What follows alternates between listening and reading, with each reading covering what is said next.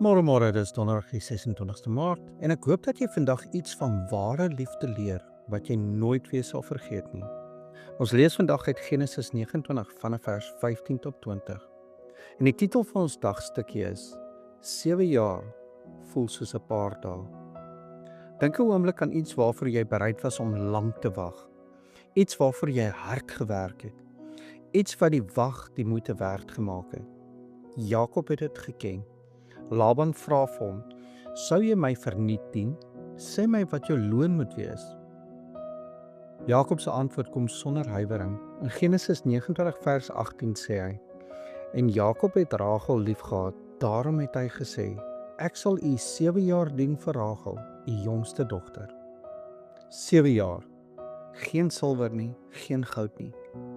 Net 7 jaar van sy lewe. Maar kyk wat Laban antwoord. In vers 19. Dit is beter dat ek haar aan jou gee, as dat ek haar aan 'n ander man gee. Bly by my. Die teks laat Laban se antwoord baie vaag. Hy maak nie 'n duidelike belofte nie. Hy sê net, bly by my. En Jakob het gebly en Jakob het gewerk. 7 jaar lank. En dan sê vers 20 iets wat ek wil hê jy moet stil staan by. So het Jakob dan 7 jaar gedien vir Rachel, en hulle was in sy oë soos 'n paar dae, omdat hy haar lief gehad het. 7 jaar soos 'n paar dae, omdat hy haar lief gehad het. Die teks sê dit nie omdat die werk maklik was nie.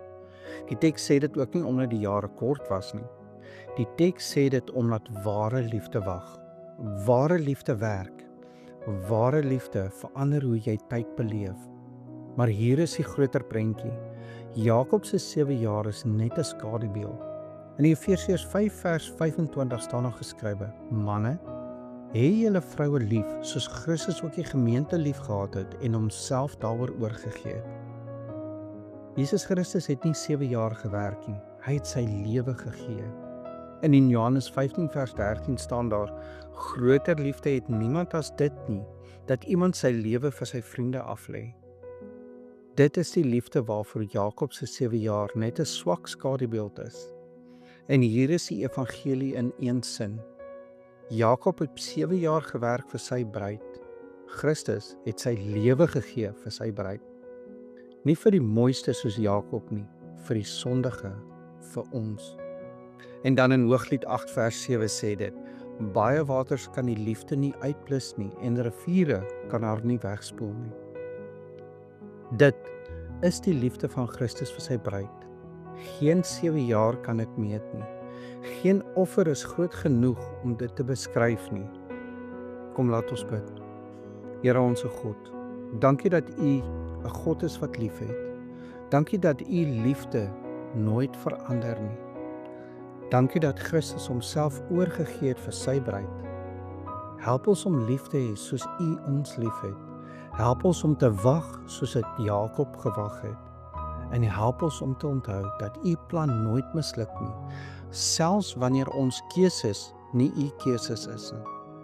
Ons bid dit in die naam van Jesus Christus, deur die kragtige werking van die Heilige Gees. Amen. En onthou vandag, jy is dalk die Bybel wat iemand vandag moet ontmoet. Christus het sy lewe gegee net vir jou. Wat is jou liefde vir hom? Ek hoop jy het 'n geseënde donderdag.